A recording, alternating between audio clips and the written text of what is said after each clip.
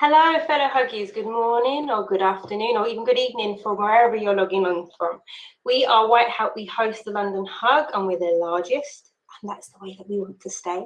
If you could pop into the chat where you're from so we can see how far and wide we're reaching, that'd be absolutely fantastic. Give me a thumbs up, give me a smiley face, or give me a heart. Too soon? I know, because you don't know me, to be fair. But my name is Tamara Downer. I've been working at White Hat for roughly a year, and it's been fantastic. And I've never experienced a physical hug, but apparently there's usually like 300 to 400 people. So if you could let me know in the chat if you can hear me, if you need me to turn it up, or if you need me to turn it down, that would be absolutely amazing.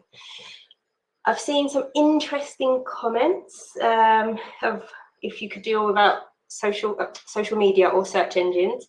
For myself, I couldn't deal without search engines. Social media, I can leave that. Google is like my best friend.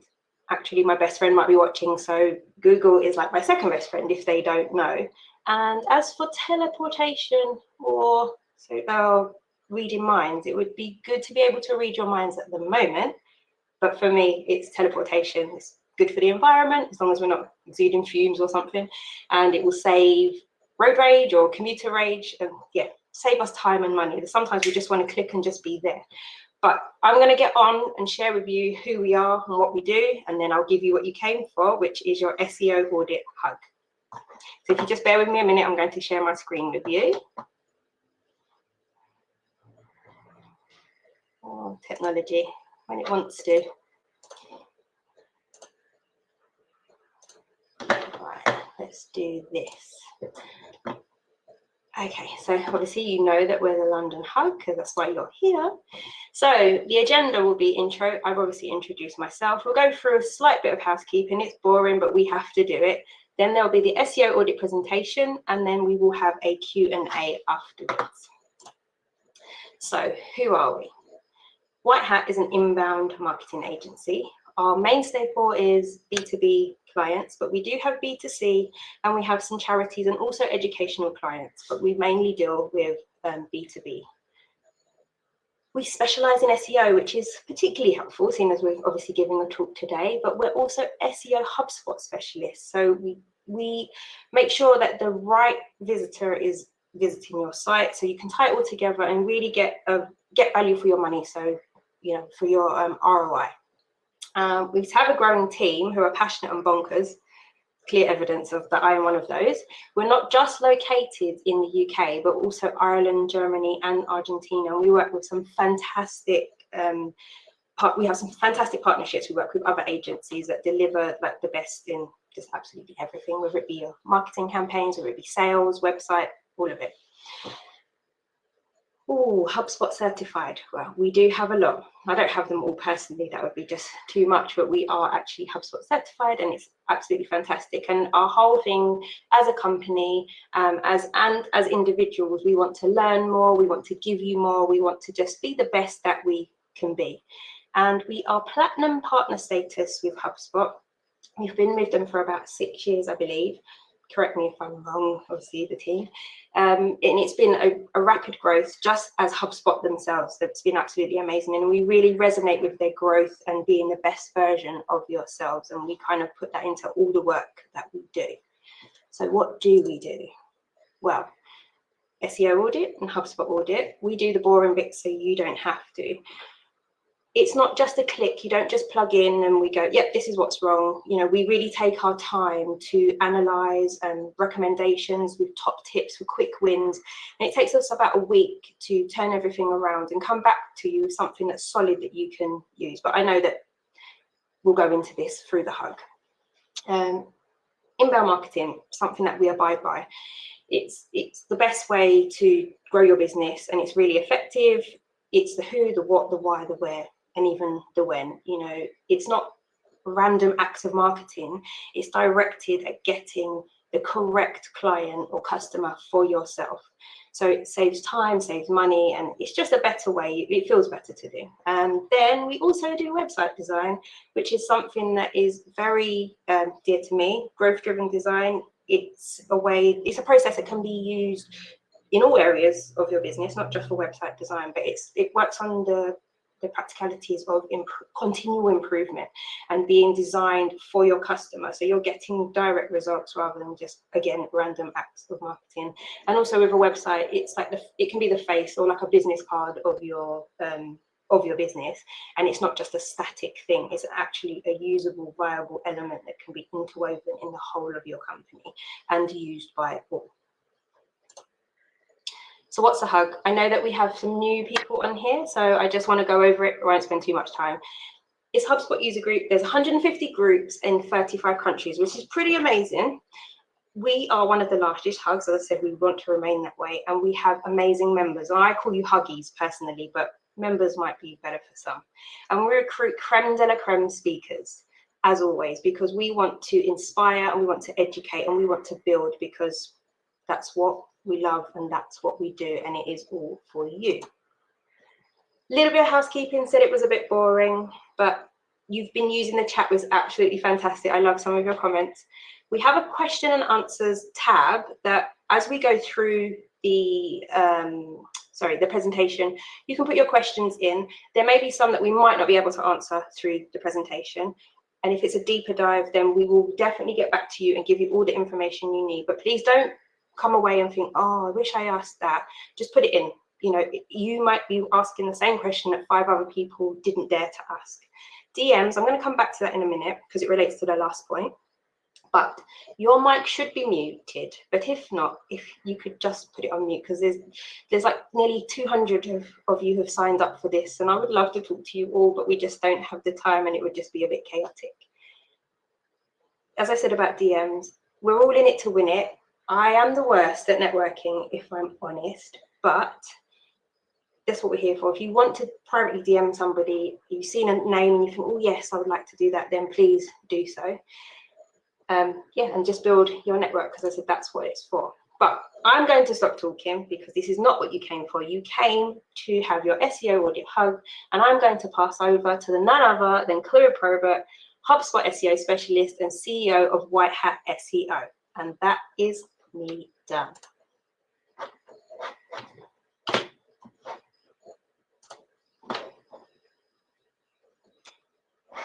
Good. Let's have a look. Are we here? Are we here? Are we here? Please don't leave me. We'll just wait a few moments. Hello. Hey, Tamara. Welcome. Well, I'm going to pass the stage over to you because, as I said, nobody came for me, they came for you. So I'm going to pass you over, and thank you so much for joining us. Fantastic. No, thank you so much for that. White Hat seemed to be plagued by tech problems whenever we do our hugs. My internet just completely failed as Tamara was introducing me. Hopefully you can hear and see me now. Can I get a shout out, just a wave from Tamara to say that everything's okay? So brilliant. Welcome to the London Hug.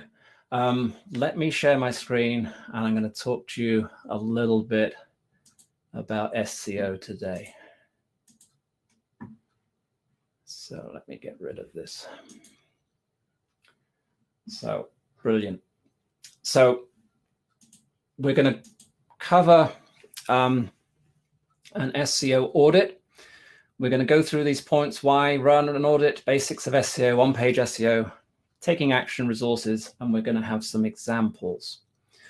What I really wanted to get over today, and it's sometimes difficult with SEO because people perceive it as a very complex thing. It's a difficult thing. People talk about metadata. They talk about canonical tags. They talk about all sorts of markups and things. I'm going to cut through all of that. I'm not really going to cover the deep dive technical side of it.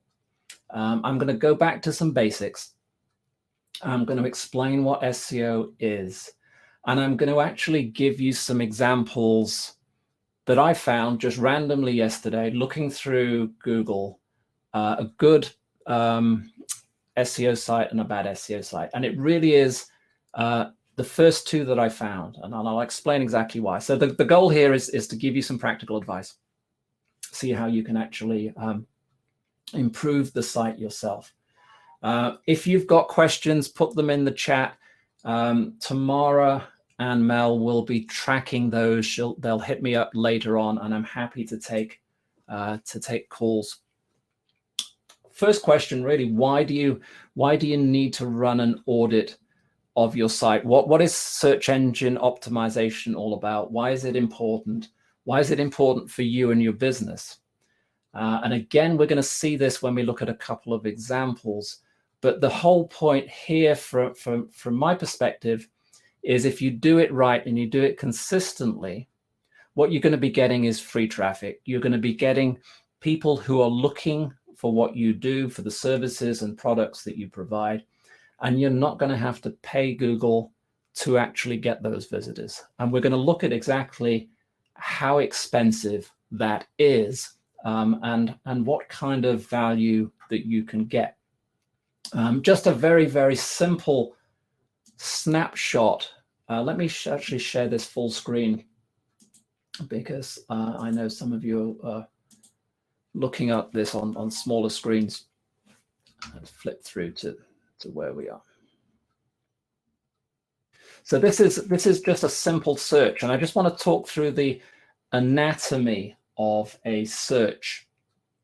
In this case, if you search for inbound marketing agency in the UK, we are good at what we do. So obviously we're gonna appear high in the rankings. We're gonna appear first in the rankings. But one thing to really take a look at here is how much Google is pushing paid advertising.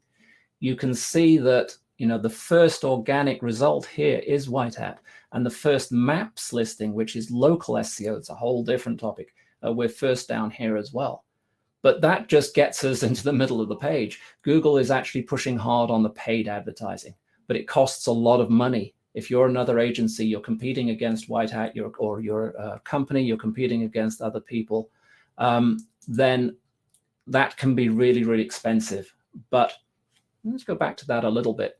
There's an interesting statistic that you should be aware of here. Even though organic is being supplanted by paid, organic gets a lot more traffic, even though it's not the first thing that people see, because what people actually see is the ad symbol, and they know that this is an ad, and they know that they're being sold and that somebody is actually paid to be here.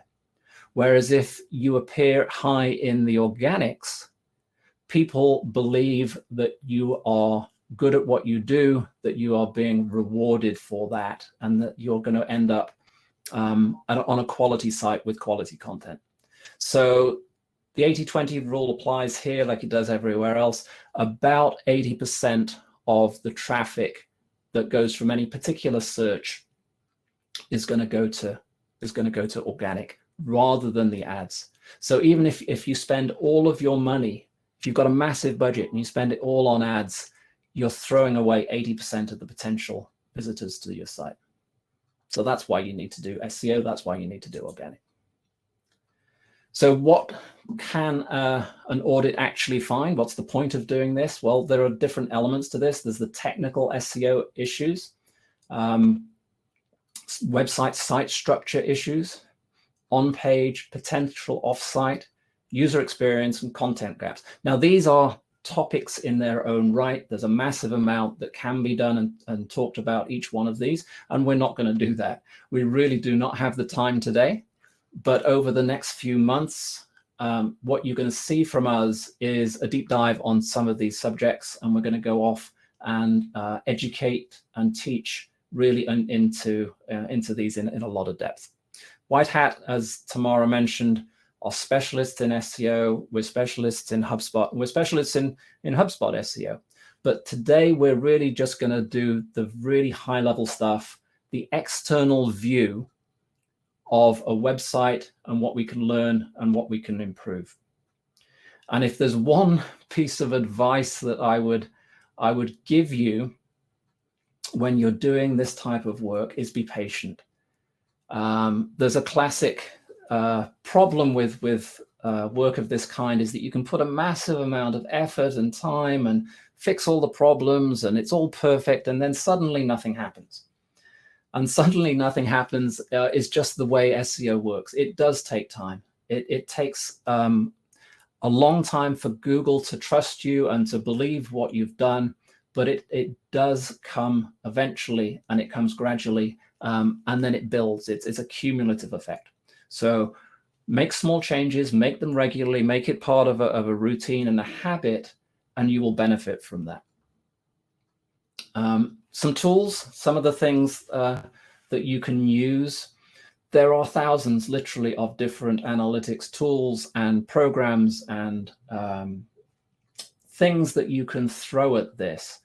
Here are some of the ones that we use, we recommend. We've got an awful lot more than this, but if you were starting out, this I think would be a minimum. Interesting enough, all of these, including Ahrefs, which is the ahrefs.com site there, have a free version. So you can get started without spending very much money. The work I'm going to show you today is not going to look at Google Analytics and Google Search Console. You are going to need to use those yourselves when you go further and go into more detail. But like I said, what I'm going to give you today is an external view, something that you can do on your site, on your competitor's site, on any sort of third-party site. So we're going to take a really basic view. So the other thing is, when you're looking at SEO, you're looking what is SEO? What search engine optimization, fine, but explain to me what's the point? And this was actually from a company called SEMrush, who do a whole load of fantastic tools, very similar to the Ahrefs stuff that we use, but they came up with quite a good definition. I think this is relevant, particularly in the world of inbound and HubSpot. SEO is the art and science of persuading search engines such as Google, Bing, Yahoo to recommend your content to their users as the best solution to their problem. So there's no technology involved in that. There's no metadata. There's nothing complicated. What you're trying to do is solve people's problems. And the inbound methodology is all about solving people's problems. And again, we're not going to go into that today, but if you look at buyer personas and buyers' journeys and the breakdown of the different reasons that people use the web and go and find you, it's all about solving problems for people. And that's what Google wants to do. When you do a search, it wants to send you somewhere which answers the questions that you're answering. And if you keep that in your head, then really search and SEO comes naturally. The more that we do SEO, the less technical it becomes. It becomes more of a business solving problem. And if you think of it from that perspective, then I think you'll go far. So the three components of search, and it's really important to get all of these right if you really want to compete and you want to get ahead. Technical, on-page and off-page are the three elements. Each one, like I said, is a course in its own right. And what we're going to be doing today is just having a quick deep dive into the on-page stuff. So we're not going to look at technical SEO. We're not going to look at things like site structure or HTTPS or all of those different things that can cause spiders to get blocked or non-optimal.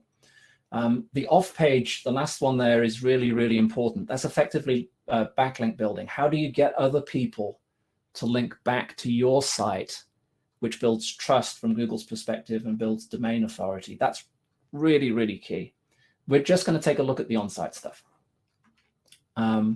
So focus, answer questions, solve problems, think about the best quality, and make your site easily accessible. Some of the things that you want to optimize for, and again, no need to memorize this. I'll give you some examples. URL, title tags, headings, meta descriptions, alt tags, anchor text, internal, external links, and you're looking to be formatted for authority, relevant, and trust. And these are specific things that Google has highlighted that are important. If you were to just look at that list, it sounds a bit technical, it sounds a bit horrible, but in practice, not. And if you look at a website, I'll show you what that means. If you need to go further, if you need to do an in-depth audit, and we do this for clients, we spend about 2 weeks putting together an in-depth report for our clients. And we typically go through all of this: architecture, broken links, security, performance, all of these different things. We would write that up as an action plan for both ourselves and our clients to work through and fix things. So these are the type of things that you're going to want to tick off. But like using this quick review of a site, you can actually get a lot done. And it goes back to this 80-20 rule. You can get about 80% of the results by just doing 20% of the work. And for anybody, that's a good ratio. So how can I explain this to you, and how can I try and make it simple to understand and follow? So what I did was literally yesterday, I did a very quick search for HR advice on google.co.uk, and I chose at random 2 websites. One was on page 1. It wasn't number 1, it was just on page 1. And one I think was on page 3. I didn't go through all of the different sites there. I didn't rank them, compare them. I didn't find the best examples. I just found one that was on page 1 and one was on page 3. And what I want to do now is actually walk you through what those sites look like, and see if I can share with you my thoughts, and see if you can actually pick up why you think and I think each of those sites is positioned where it is in Google. So this is quite an interesting exercise, and I'm curious to have people's thoughts on this. So if I go back now to the Google search, this is what I did. And I'm going to actually share a couple of things as I go along. You can see there's multiple tabs here.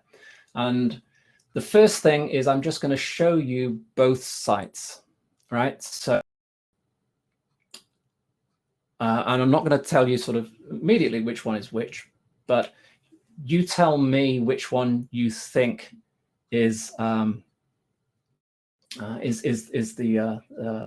one that outranks the other. Let me just move the screen out of the way. Hopefully everybody. Okay, so Estefano thinks that the one on page 1 is the one without the pink branding. So let's have a look. Let me show you both of them, and then we'll actually see. So this is one site, and that's an image. Where's my other one? This is the other one I found, Holgate HR. Any kind of votes for Holgate HR is the one that's on page 1. Yeah, so no, Juliet doesn't think that one. So can you see the pink one again? Absolutely. So this is hrsolutions-uk.com. And this one is Holgate HR. The pink one is ranking higher, says Ella. And Ella is absolutely correct. This one is on page 1. And I'm going to attempt to show you why. And it's not, again, this is not an in-depth audit. I haven't a week going through this. I haven't taken it apart. This is really a 2-minute review, scanning through, from my experience, what works and what doesn't. And I'm also using, to do that, I'm using Ahrefs, and I'll show you what Ahrefs thinks about. But the first thing that I spotted, let me flip to the other one, the Holgate HR one. This is the very first thing I ever look at when I look at a site like this. Firstly, I try very hard not to have an opinion on design. That's a whole different discussion, and tomorrow will start kicking me if I say design is not important. It is hugely important, but in terms of SEO and pure ranking, I try and turn that part of my brain off, and I try and look at the technical aspects of the site and how Google would see it almost from a blind algorithm's point of view. So with that hat on, I actually flip my focus up here. And if you can see that, this is the title tag of my browser. And you can see in the title tag, it says Home Holgate HR. All right, which sounds reasonable. The company is called Holgate HR, and this is their homepage, right? Big mistake. I need to apologize to Holgate HR. This isn't a criticism of them. They might be doing tons of business through other means and other ways, but in terms of search, this is my opinion on the site. So please take everything I say with a pinch of salt. I do not know these people. I'm not coming here to criticize them. Hopefully I'm going to give some positive some advice. But here, look, Home Holgate HR. This is the first thing that Google looks at when it tries to figure out what a page is all about. And the home page is the most important page of a site. It's where Google starts. It's where users normally start. So if you want to be number one for the word home, this is how you would start going about it, right? So obviously they don't want to be number one for home, but they put home in their title tag. Whereas if you look at this site over here, their title tag is outsourced HR, health and safety, HR solutions. So they've actually done keyword research and they put their top keywords into their title tag. So that is best practice. So that's the first thing that jumps out to me. People who design websites, people who build websites often don't have any search engine optimization experience. They don't really know what's important and what's not. So it's just natural to put the company name up there and maybe to put the word home. But Google has no way of determining from that what the page is about. And you'll be able to see that is reflected further down into the site, into the page and other elements of it.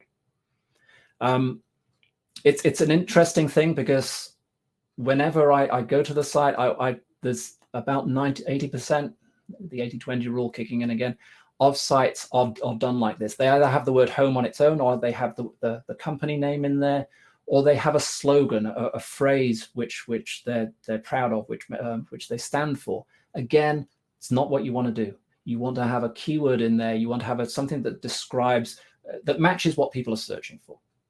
Yeah. So it's an underplayed element of a page. Every page is unique, and it's where you should go first. Here's another little tip. We use multiple tools to look at these things, but there's a plugin that I've discovered recently, and there's tons of these, called Detailed. And if I click on that, it will give you a very brief overview of some of the SEO elements, and it will tell you whether. So things like the title tag, this is what it says. It's saying it's 17 characters, which is low. The description is 163, which is long. Beg your pardon. Excuse me. It's checking to see whether the URL is basically indexable and whether it's the canonical tags are set up correctly. I'm not going to go into exactly what that means, but it seems to be okay. But essentially, things to worry about here. And this is the other thing to worry about on this page. H1, H2, H3, H4, all the way through to H6.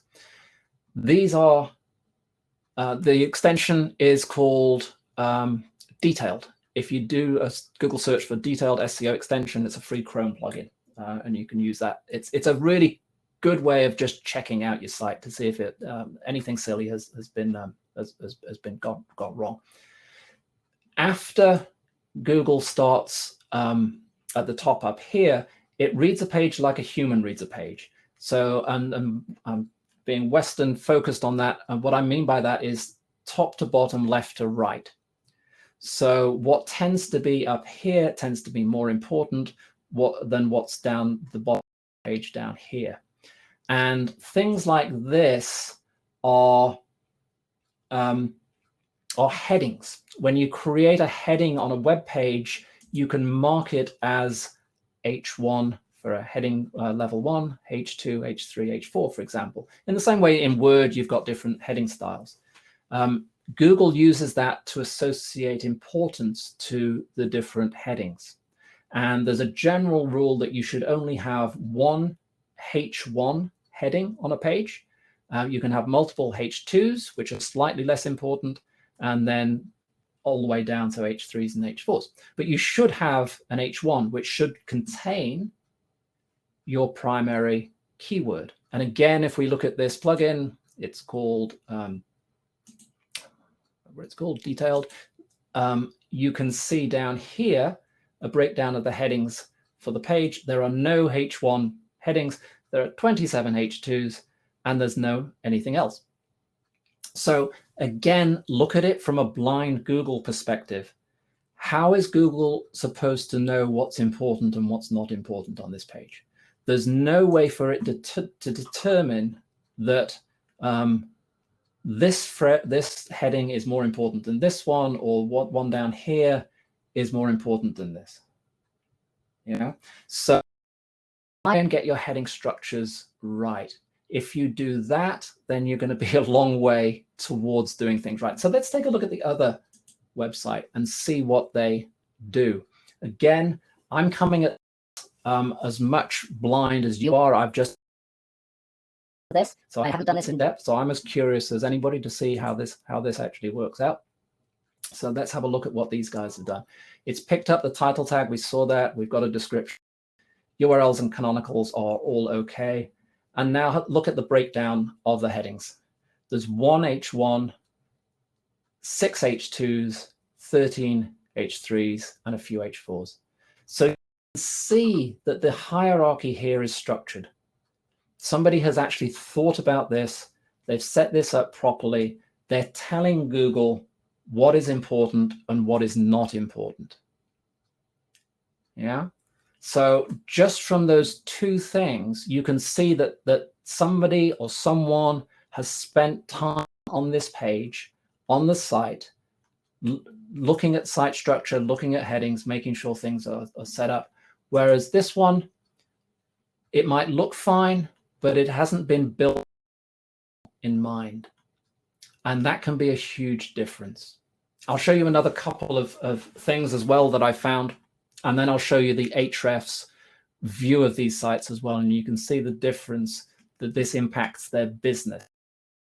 People talk about this and say, oh, well, yeah, so what? What does it really matter? I'll explain what it matters or how it matters. So one other thing I found is, excuse me if I click around a little bit, remember where everything is. This is a blog I found on the Holgate HR website. Now, again, it's not my aim to criticize, but if I can give some feedback. So first things first, it's a reasonably long piece of blog content, which is great. It has headings. Let's see if they're actually set up correctly. Again, no H1s, 12 H2s, so not structured properly with headings, but at least there's enough text there for Google to sort of get its teeth into. But it needs this should be an H1 tag. It should be the main keyword that the page is supposed to be about. And here's something about images, because images are the classic thing that get forgotten about with SEO, and they can actually be quite impactful. The problem with images is that Google doesn't have an ability to scan this image and understand what it was about. And even if it would, then it's a Jenga pile. But maybe there's some meaning behind this. So maybe it represent, restructuring or collapse or whatever. But Google has no way of knowing that by just looking at the image. So it's almost blind. But what it can do is, if I open this, you can right mouse click here on an image. You can say open image in a new tab, which is what I did up here. Where is it? And that's the image. And you will see that a couple of things. One, it's quite large. Again, that's probably, it's not huge, but it's probably a little too big, if that is actually the size of the image. And also you can see the image name, restructuring-min-980 times 588. What does that mean? I have no idea. it doesn't help me understand what the image is about, what the article is about. As far as if I were Google and I'm trying to score this and say, is this relevant, I would just discard it. So it's not adding value. It's not explaining. So what's the takeaway from this? When you create an image for an article, before you upload it to the site, rename that image. Make sure it's relevant to the context of the article and it makes sense, because then Google will add it into the mix in terms of the article itself and how the whole thing works. Secondly, we went through headings. We looked at image. There are no, as far as I can figure out, although these things are underlined and have different colors, these are not links. So there is nowhere I can go from this page. What you really want to do, both from a user experience perspective and from a search perspective, is you should have links within these articles which point to other pages within the site, which allow people to bounce around, to read around. Because if I get to the bottom of this, all I can do is go back to the insights. I've got no call to action. I've got nothing that's going to drive me forward. Whereas if you were to look at a blog post here from the HR site, you'll see, hopefully, on a leap of faith here, that they actually have set up, yeah, headings 1H1, 2H2s, H3s. So these are structured in a way that Google can understand. And these things are links, both internal and external. One of the mistakes that people often make with external links is that they think they shouldn't be included. But that's wrong. It's actually okay to have external links, as long as they are to authority sites that help people with questions that they are asking, and it builds authority and trust. So you might have, if you're talking about law and discrimination, you might have a link through to, a legal page from the government or from the Law Society, something like that. And you can make it open in a different tab, so it doesn't take people away from the site. But again, that cross-linking and external linking is really important. What you want to do is build up like a mini Wikipedia, which is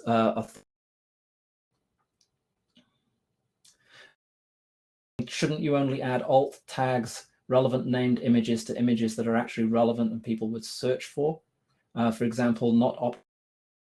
Yeah, absolutely. And I'm not a fan of stock images. I think the idea of using an image to break up an article is overused, and I think that the world is we're as guilty of this as anyone else. If you look at some of my blog posts, you'll see if I'm being lazy, I'll have thrown in a stock image. I'm not a fan of that. We try not to do that. Try and make the images, the content, high quality. Yeah, put time and effort into those into the content. Do it from the reader's perspective. Does it really add value to throw in a stock image, right? I would say generally not. I think really an illustration, something relevant, and then yes, put in the alt tags and the renaming and everything else. So I'm conscious of time. Hopefully that is a very, very brief overview of a couple of things that I would just immediately check for on a site. And you can start to see how the two sites are structured differently, how thought has gone into one and not the other. So let me actually show you what that means in terms of results. Okay, so one was appearing on the first page and one was on page 3. Well, so what, Clwyd? What does that really impact the business? So let's take Ahrefs. And if I remember rightly, HR Solutions is the pink one. Let's take a look at Ahrefs. Now, you don't have to use Ahrefs. You can use SEMrush. You can there's a ton of different tools that will analyze pages. We like it because just there's a ton of data available from it. But I just want to point out a few things. We use this dashboard as a quick view of the quality of the site. There's something called a DR, which stands for domain rating. which is a logarithmic scale between 0 and 100. So you're trying to get up to 100. You'll never make it to 100. But every sort of climb up that ladder is increasingly difficult. So you start off with a site which is 0. If you're in the 30s, this is actually reasonably high. So you're seeing a big majority of the sites in the 30s and 40s, 20s, 30s, and 40s, I suppose. It shows that the site's been around, it has authority. You can see it has 7,000 backlinks, 7,000 links from other sites pointing to it. And you can see these here when it says referring domains.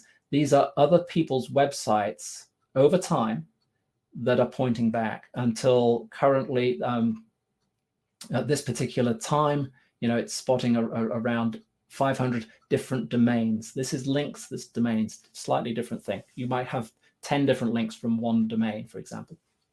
But this, the unique domains is really important. And you can see that over time, over the last couple of years, they've really worked to make this, to increase this number. And here's something that I think is going to make you start to understand the difference. It's ranking for 4.2 thousand keywords. It doesn't mean all of those are on page 1. They certainly won't be.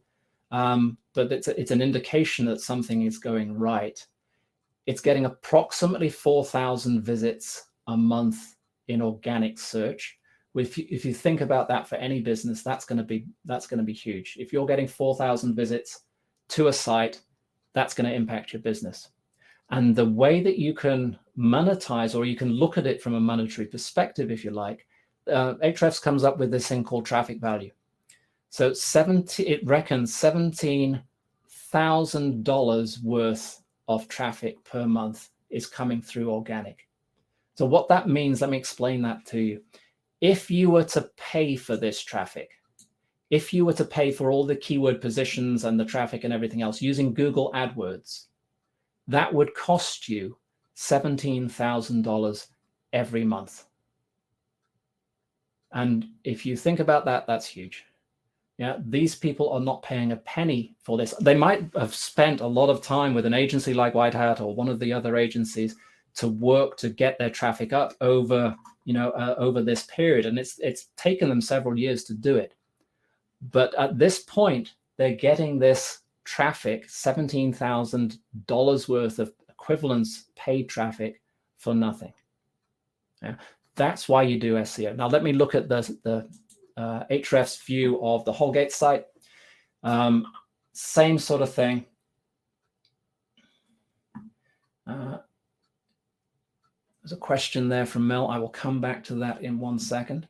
So let's look. This is the Holgate site, the one with home in the title. You can see the domain rank rating is very low, 1.9. So that is shown here. So this is the number of other sites that point to it. If you remember from the previous one, there were around 500-600 different domains. They've got around 10. So they've got some domain authority, but not very much. They're only ranking for 47 keywords. Again, that's not necessarily on first page. It could be on anywhere on the first 10 pages. And the traffic value is $15. So if they would pay $15 a month, they'd get the same results as this. So hopefully that gives you some indication of why this is a good thing and why you need to be patient, why you need to spend the time working on this stuff. Slowly, slowly, slowly, it will grow and it will increase, and you will eventually get the kind of results that this company is getting. And you can see, these are some of the keywords that they're ranking for. You can see these keywords are taking the users into the site. Some of them are going to the home page, but a lot of them are going to very specific pages, which they can tailor around the questions and problems that these people are having. So that's kind of what I wanted to do today. What I will do, I'll go back to Mel's question. Let me stop my sharing, if I can, for a second, and answer that question, which I think was to do with opening up links. If you have an external link on a site, should you open it up in a new tab? And the answer to that is absolutely yes. You want a small number of external links to authority sites, but when they click on that link, you really don't want them to go away from the site. You want them to stay on the site. So it should open up either in a new tab or a new window. Between the two, I don't really mind. I would tend to have things open up in new tabs rather than new windows, because you end up with hundreds of windows all over the place otherwise. So that would be that. Let me see if Mel or Tamara have any questions, or if there's any specifics in there that I can answer. Detailed SEO, got that one. How often should you audit your site? Fantastic question.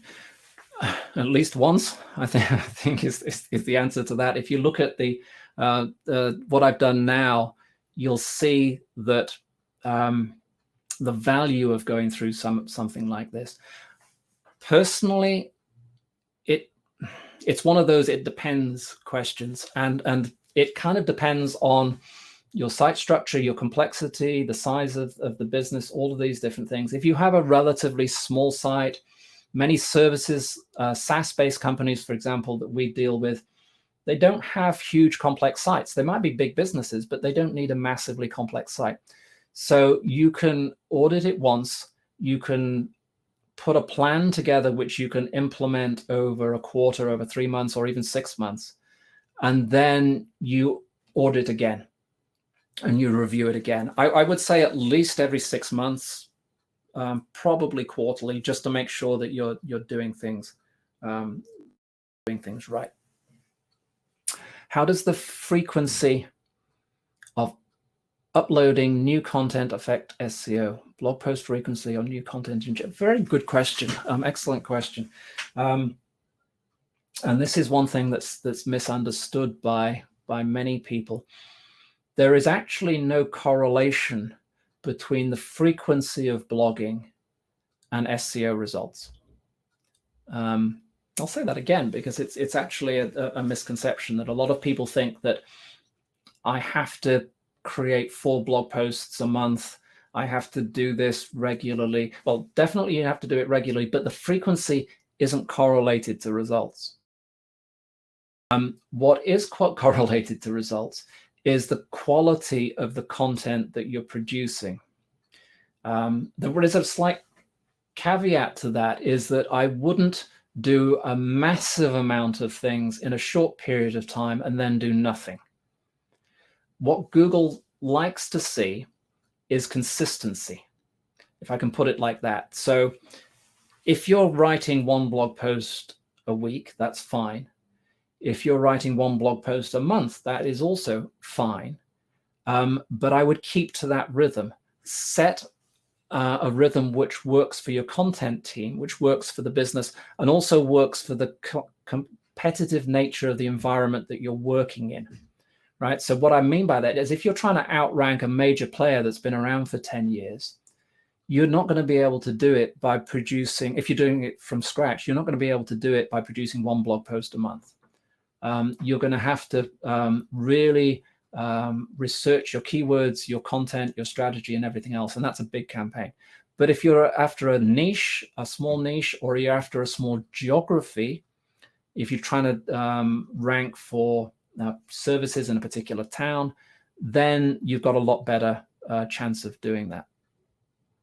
How about social media posts and SEO? Are there any links there? If you're frequently posting on LinkedIn, does that help with SEO? No, it doesn't. It doesn't mean it doesn't help with your business, which it definitely does. And it doesn't mean that it doesn't help with traffic, which it does, but that's not SEO. SEO is being found in the Google's search, natural organic search results. So if you were to tweet and put a link into a Twitter feed, or if you put a LinkedIn article, that might get you traffic from people who are searching within LinkedIn or Twitter, but it's not going to increase your rankings. There's a whole lot of technical stuff around that. Essentially, links from these sites are what's called no-follow links. So Google is ignoring them in terms of search value. So they don't have an impact on search. Doesn't mean they're not valuable. They absolutely are. I'm not dissuading you from doing social media posts, but they're not helping your SEO.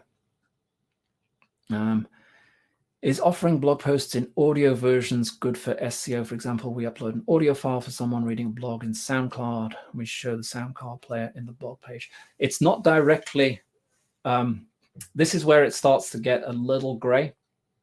For example, if you have a blog which has a video on it or an audio, SoundCloud or whatever, it could be a YouTube video, that's a good thing. Google will see that as a rich environment.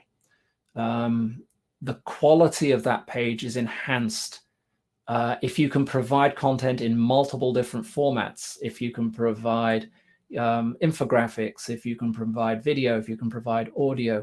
It's not indexing the audio directly in the same way that it can't look at an image and it can't really read a video, but it can see that that is a valuable piece of content which is enhancing the remainder of the article. So I would definitely continue to do that. Pages that have multiple types of media on them tend to rank better than ones that are just pure text. Oh, this is a good one. How does Google SEO crawl between WordPress and HubSpot built sites? For example, if it's a hybrid site where the blog is built from HubSpot and the rest is on WordPress. Oh, that's such a good question. It gets a little technical, and if I could answer it in a slightly different way. This isn't just a HubSpot problem. What you're referring to is when you have a hybrid, for example, a WordPress homepage and your blog might be on HubSpot and maybe your landing pages are on HubSpot. The way that that is done technically is what's called a subdomain. So if you look at the White Hat site, we're actually built originally, we started out as a WordPress site. And when we signed up for HubSpot many years ago, we had a blog which was blog.whitehat-seo.co.uk. So we had a subdomain which was the blog. And then WordPress was our main homepage, right? And there is a debate amongst SEO professionals that says that subdomains are not as valuable from a search engine optimization perspective as subfolders. So what that means is if we had whitehat/blog instead of blog.whitehat, it would have been better for SEO. That isn't necessarily true. If you listen to what Google say, and Google actually do talk about this, there's a guy called John Mueller who discusses this particular topic. He says that Google considers them both interchangeable, and it's almost irrelevant whether you've got a subdomain or a subfolder. What does matter, though, is how the site is structured and how it's cross-linked. So if, for example, you have blog dot and then your website, but no links are coming from that main WordPress site to the blog, or very few, then Google almost considers them as two separate websites and will rank them almost independently. But if you cross-link both the blog and the WordPress site so that they're effectively seen from an internal structure as being one and the same site, then Google will see them as one and the same site, and you don't lose any traffic or value. In fact, one of the interesting things is I'm not sure if you're aware, HubSpot obviously recently in the last year or so launched their CMS, and you can actually build entire websites on HubSpot now. But a lot of sites are built either on WordPress or on equivalent CMSs. And what we've seen actually is in a lot of circumstances, WordPress is underperforming HubSpot because WordPress, in order to make it really work, You've got to put a lot of time and effort into getting the right plugins, into getting the speed up. And often what we see is that in a mixed environment, the HubSpot blog pages and landing pages are outranking the homepage. And that can be a real eye-opener in terms of how you should structure a site. This I could go on for ages, but I think we're running out of time. It is about 3 o'clock. So if there are any other questions that I've missed, I do apologize. I will go through them and we'll publish this back out as a recording, and we'll answer any questions in the community. So if everybody's happy with that, hopefully give me a shout out, see if that was valuable to you, if you thought it was worth the process of actually looking at a good or bad site. There wasn't a massive, as I said, amount of HubSpot stuff in that. That's going to be for another day. We're going to do a deep dive into the world of HubSpot SEO. So if you want to know more about that, then sign up, get onto our list. And with that, I'm going to pass back to Tamara, and hopefully that was valuable. Well, thank you so much, Claude. It was very, very, very valuable. And yes, if I was there, I would be kicking you about design, because design is extremely important. Obviously, that's a personal thing. But as you said, it doesn't make sense just to have a pretty face. You know, it needs to work, and it has to work with the technical components. So that's why having a design, like how we used growth-driven design, having an SEO put together, it just makes for a formidable process, basically. So yes, thank you everything, and thank you everybody. Thank you to all your fellow Huggies that joined us today. It was really amazing. And yes, we will be getting the wrap up to you out tomorrow. So if there's anything that you missed or you wanted to have in your repertoire just to go back over, it will be there. So yes, thank you very, very much. Thanks everyone. Bye. All right, take care. And that is the end of the show.